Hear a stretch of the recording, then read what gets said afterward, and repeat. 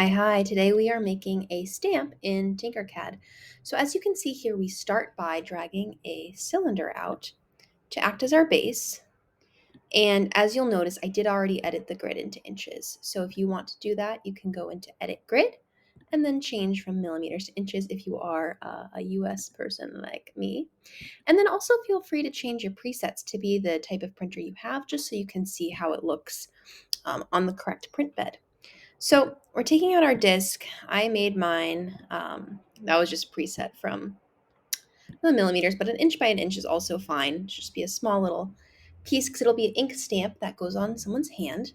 So an eighth of an inch is fine. You could also do a quarter of an inch. That would work as well.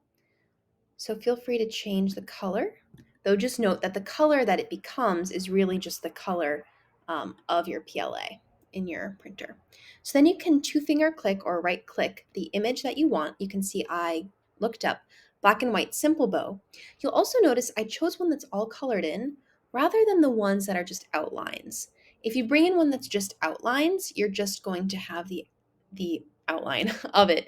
And when you have an ink stamp, you probably want more solid volume on your hand, solid area, I should really say.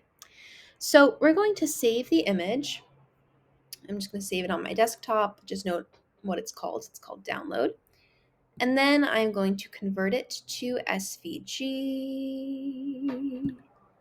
using my favorite website that I will link in the notes. So you can just drag and drop the file, or you could select it from where you saved it. You start the download. It processes. Download that. And then over in TinkerCAD, you click Import. You can drag on in your download or select it from your desktop. It's loading in. It's quite large, so you can zoom out. I'm using two fingers, pushing with my laptop. Then I hold down Shift as I drag the corner in to size it down a bit until I decide on a reasonable size. So since I have a disc that's an inch by an inch, it's probably good to have the max size be also around an inch. So I hold down Shift again. Yeah, those dimensions are reasonable. So then I'm going to take my bow to get it to be where I want it. We can also group this guy so it can move.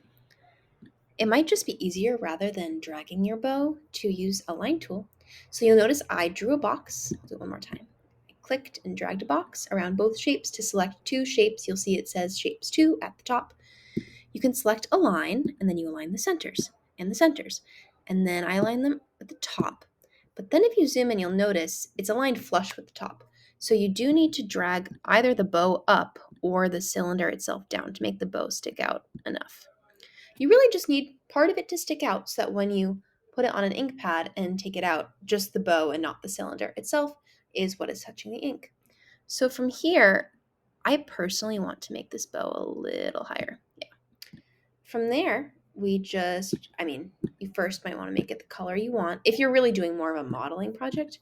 However, if you're 3D printing this, it's just going to be whatever color is in your 3D printer. Maybe you have a dual nozzle extruder. That's great. I personally do not. And then we can say it's multicolor. And then from there, we are done with our stamp. So from here, you would export it as an STL. That would download. You would open it in the software you use for your 3D printer. And then you just, after it prints, take it off, put it on an ink pad, and you have a stamp on your hand.